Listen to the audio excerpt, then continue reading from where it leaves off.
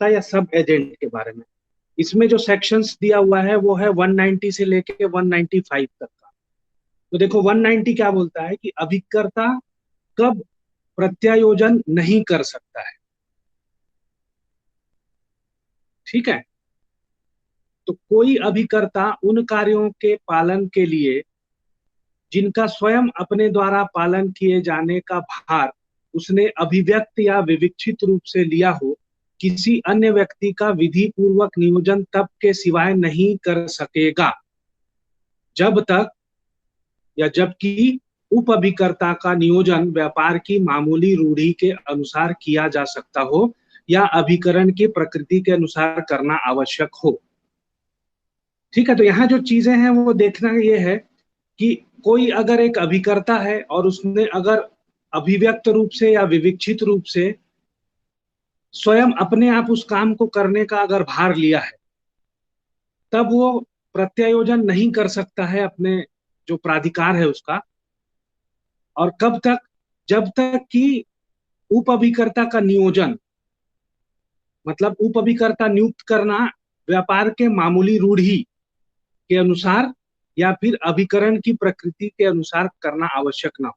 तो ये दो कंडीशंस जो दी हुई हैं कि व्यापार के मामूली रूढ़ी के अनुसार या फिर अभिकरण की प्रकृति अगर ऐसा करना बताती है, तब वो उप अभिकर्ता नियुक्त कर सकता है, अन्यथा वो नहीं करेगा। तो ये हो गया क्लियर। अब देखो 191, ठीक है, सेक्शन 191 बोलता है कि उप अभिकर्ता की परिभाषा बताता है। तो उप अभिकर्ता वह व्यक्ति है जो अभिकरण के कारोबार में मूल अभिकर्ता द्वारा नियोजित हो, पहली चीज, और दूसरा उसके नियंत्रण के अधीन कार्य करता हो। तो देखने वाली बात यह है कि उप अभिकर्ता जो होता है उसकी नियुक्ति कौन करता है? अभिकर्ता करता है, मतलब उप अभिकर्ता की नियुक्ति अभिकर्ता द्वारा की जाती है। ठीक है, नियोजित होता है। और उप अभिकर्ता पर किसका नियंत्रण होता है? मूल अभिकर्ता का नियंत्रण होता है। तो ये बताता है सेक्शन 191 जो है वो।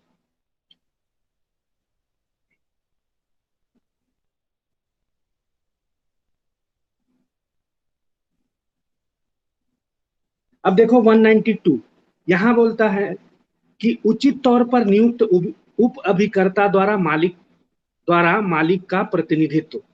तो मालिक जो है वो कैसे प्रतिनिधित्व करेगा एक उचित तौर पे नियुक्त उप अभिकर्ता के लिए? ये बताता है कि जहां की उप अभिकर्ता उचित तौर पर नियुक्त किया गया है वहां तक पर व्यक्ति का संबंध है और मालिक का प्रतिनिधित्व वह अभिकर्ता करता है और मालिक उसके कार्यों से वैसे ही आबद्ध है जैसे उनके लिए ऐसे ही उत्तरदायी है मानो वह मालिक द्वारा मूलतः नियुक्त किया गया हो।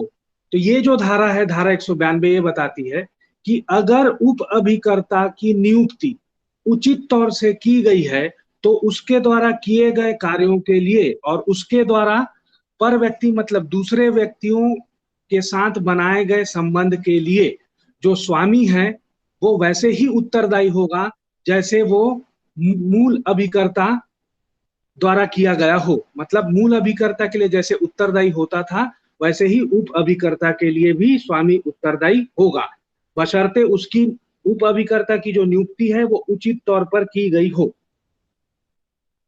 अब देखना कि उप अभिकर्ता के लिए अभिकर्ता का क्या उत्तरदायित्व होता है। तो यहाँ पे उप अभिकर्ता के कार्यों के लिए अभिकर्ता का क्या उत्तरदायित्व होता है ये समझने का प्रयास करेंगे कि अभिकर्ता जो होता है वो उप अभिकर्ता के कार्यों के लिए मालिक के प्रति उत्तरदायी होता है। मतलब इस उप अभिकर्ता की नियुक्ति किसने की है? अभिकर्ता ने की है। तो अभिकर्ता जो है वो उप अभिकर्ता के कार्यों के लिए स्वामी के प्रति उत्तरदायी होगा। अब देखें कि उप अभिकर्ता का क्या उत्तरदायित्व होता है। तो उप अभिकर्ता जो है वो अपने कार्यों के लिए अभिकर्ता के प्रति उत्तरदायी होता है। ठीक है, तो जो उसने काम किया है उसके लिए वो अभिकर्ता के प्रति उत्तरदायी होगा। किंतु कपट या जानबूझकर किए गए दोष, कपट या जानबूझकर किए गए दोष की दशा को छोड़कर मालिक के प्रति उत्तरदायी नहीं होगा। ठीक है, तो जब भी वो कपट करेगा या जानबूझकर किया कोई दोष करेगा तभी वो मालिक के प्रति उत्तरदायी होगा। अन्यथा वो अभिकर्ता के प्रति उत्तरदायी होगा। तो ये धारा 192 बताती है कि प्रतिनिधित्व जो होगा मालिक का कैसा होगा। दूसरा है कि उप अभिकर्ता के लिए अभिकर्ता का क्या उत्तरदायित्व होगा, और उसके बाद उप अभिकर्ता का क्या उत्तरदायित्व होगा। तो वो अपने कार्यों के लिए क्या है, अभिकर्ता के प्रति उत्तरदायी होता है, और कपट करता है या जानबूझकर कोई दोष करता है तो वो मालिक के प्रति उत्तरदायी होगा। तो ये चीजें बताती है धारा 192। अब देखते हैं धारा 193।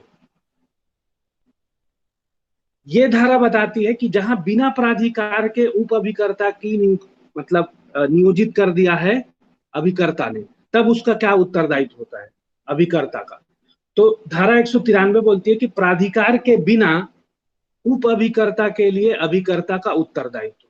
तो जहां की किसी अभिकर्ता ने उप अभिकर्ता नियुक्त करने के प्राधिकार के बिना, मतलब वहां उसको प्राधिकार नहीं था कि वो नियुक्ति कर सकता था, के बिना किसी व्यक्ति को उप अभिकर्ता की हैसियत में कार्य करने के लिए नियुक्त करता है, नियुक्त किया हो, ये कंडीशन है, तो वहां अभिकर्ता उस व्यक्ति के प्रति हैसियत वैसी ही है जैसे अभिकर्ता के प्रति मालिक की हो। तो वहां पे अगर अभिकर्ता ने ऐसी नियुक्ति कर दी है जहां पे वो नियुक्ति नहीं कर सकता था, तो उसका अब उत्तरदायित्व तो कैसे हो जाएगा, मालिक जैसा हो जाएगा अभिकर्ता का, और वह उसके कार्यों के लिए मालिक और पर व्यक्तियों दोनों के प्रति उत्तरदायी हो जाएगा।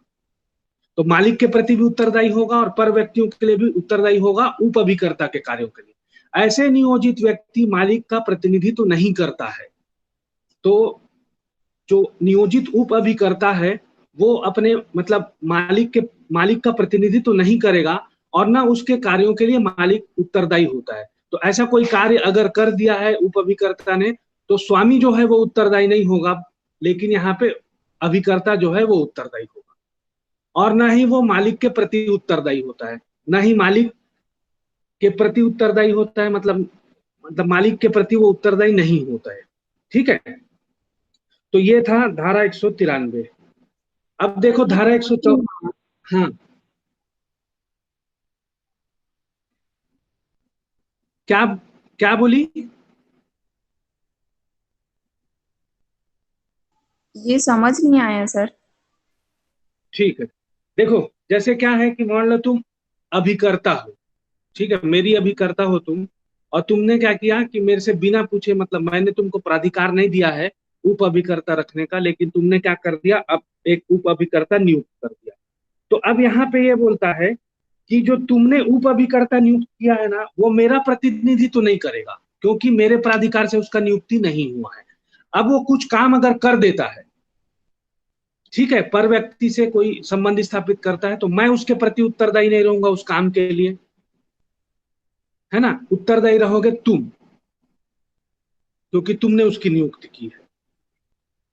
ठीक है, तो ये चीज बताता है धारा 193 जो है। अगर वो उप अभिकर्ता जो भी काम करेगा उसके लिए तुम ही उत्तरदायी होगे, मतलब अभिकर्ता जो है वो ही उत्तरदायी होगा।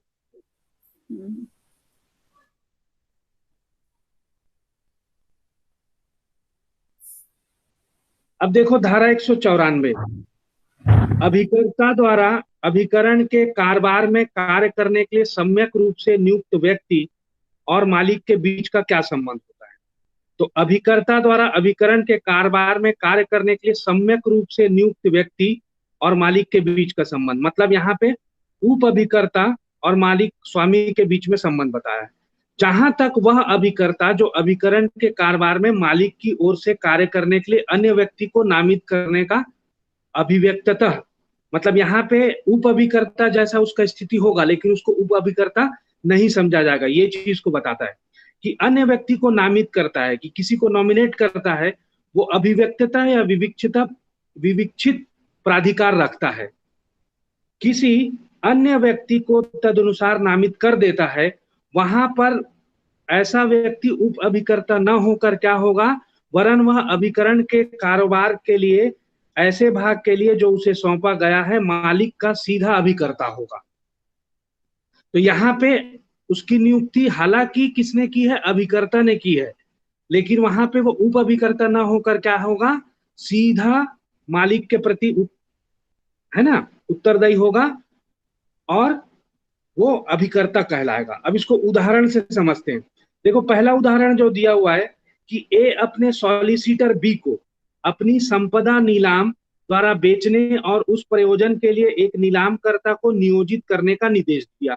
तो उसका जो अभिकर्ता बी है वो क्या करता है, नॉमिनेट कर देता है या फिर अपॉइंट करता है यहाँ पे क्या, एक नीलामकर्ता को। अब यहाँ पे देखना कि जो बी है विक्रय संचालन के लिए एक नीलामकर्ता सी को नामित करता है। ठीक है। अब जो ग है, जो सी है, वो उप अभिकर्ता नहीं होगा, वरन वह विक्रय संचालन के लिए क का अभिकर्ता होगा, किसी विशेष काम के लिए अगर नियुक्त किया जाता है तब। ठीक है। अब देखो जो अगला उदाहरण है वो ये है कि ए कलकत्ते के एक वाणिक बी को सी एंड कंपनी द्वारा अपने शोध्य धन वसूल करने के लिए प्राधिकृत करता है। अब यहाँ पे सॉलिसिटर जो डी है को बी उस धन की वसूली के लिए सी एंड कंपनी के विरुद्ध विधिक कार्यवाही करने के लिए आदेश करता है। ठीक है। तो यहाँ पे जो डी है ये उप अभिकर्ता ना होकर क्या होगा, ये सीधा ए का सॉलिसिटर होगा ये। तो यहाँ जो ध्यान देने वाली बात क्या है कि जो अभिकरण के कारोबार में मालिक की ओर से करने के लिए किसी अन्य व्यक्ति को नामित करता है, नामित करने का अभिव्यक्ति या विविक्षित प्राधिकार रखता है, और किसी अन्य व्यक्ति को तदनुसार मतलब उस प्रकार क्या कर देता है, नामित कर देता है, तो वो अभिकर्ता ना होकर, उप अभिकर्ता ना होकर क्या होगा, सीधा स्वामी का अभिकर्ता होगा।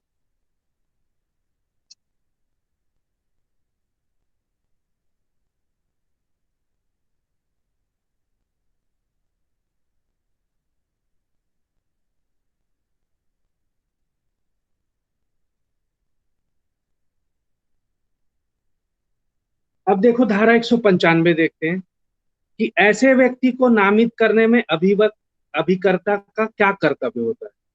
तो ये जो है एजेंट्स ड्यूटी इन नेमिंग सच पर्सन, ऐसे व्यक्ति जो हैं जिसको धारा 194 में हमने पढ़ा, वैसे उन व्यक्तियों को नियुक्त करने में क्या कर्तव्य होता है अभिकर्ता का, ये चीज बताया हुआ है धारा 195 में कि अपने मालिक के लिए ऐसा अभिकर्ता चुनने में अभिकर्ता उतना ही विवेक प्रयुक्त करने के लिए आबद्ध है। तो अपने विवेक को इतना प्रयोग करना है उसको जितना मामूली प्रज्ञावान व्यक्ति अपने निजी मामलों में करता। तो वो अपने लिए अगर खुद के लिए काम करता तो जैसा विवेक वो करता, उपयोग करता, वैसा ही विवेक उसको करना पड़ेगा। और यदि वह ऐसा करता है, अगर वो अपनी ड्यूटी निभा लेता है, तो वह ऐसे चुने गए अभिकर्ता के कार्यों और उपेक्षा के लिए, है ना, कार्यों और उपेक्षा के लिए मालिक के प्रति उत्तरदायी नहीं होता है। तो अब यहाँ पे क्या हो जाएगा, उत्तरदायी, तो अगर वो अपने कर्तव्यों का पालन करता है तो जो उत्तरदायित्व है वो सीधा सीधा नए नामित व्यक्ति के ऊपर चला जाएगा उत्तरदायित्व। ठीक है। और यहाँ पे जो अभिकर्ता है वो उत्तरदायी नहीं होगा। अब इसको उदाहरण से ज्यादा अच्छे से समझा जा सकता है कि देखो ए अपने लिए एक पोत खरीदने के लिए बी को, जो एक वणिक है, अनुदेश देता है। बी अच्छी ख्याति वाले एक पोत सर्वेक्षक को ए के लिए पोत पसंद करने को नियोजित करता है। वह सर्वेक्षक पसंद करने में उपेक्षा करता है। ठीक है। तो यहाँ पे क्या कर दिया, उस नामित व्यक्ति ने क्या किया, उपेक्षा की, और पोतरण अयोग्य हो जाता है, मतलब खराब निकल जाता है और नष्ट हो जाता है। यहाँ पे क्या होगा अब कि ए के प्रति बी जो है वो उत्तरदायी नहीं होगा, वह सर्वेक्षक उत्तरदायी होगा। तो जो चीज 195 में बताई थी उसी का उदाहरण है ये। और देखो अब दूसरा जो उदाहरण है वो क्या बोलता है कि बी को, जो एक वणिक है, ए विक्रय के लिए माल प्रेषित करता है। ठीक है। अब बी सम्यक अनुक्रम में अच्छे प्रत्यय वाले एक नीलामकर्ता को ए का माल बेचने के लिए नियोजित करता है और नीलामकर्ता को विक्रय के आगम प्राप्त करने के लिए अनुज्ञात करता है। नीलामकर्ता पश्चात उन आगमों का लेखा जोखा दिए बिना दिवालिया हो जाता है। अब जो बी है उन आगमों के लिए ए के प्रति उत्तरदायी नहीं होगा। यहाँ पे उत्तरदायित्व जो है वो नए नियुक्त व्यक्ति का जो है, जो नीलाम करता था उसका ही उत्तरदायी होगा, वो सीधा मालिक के प्रति, स्वामी के प्रति। ठीक है।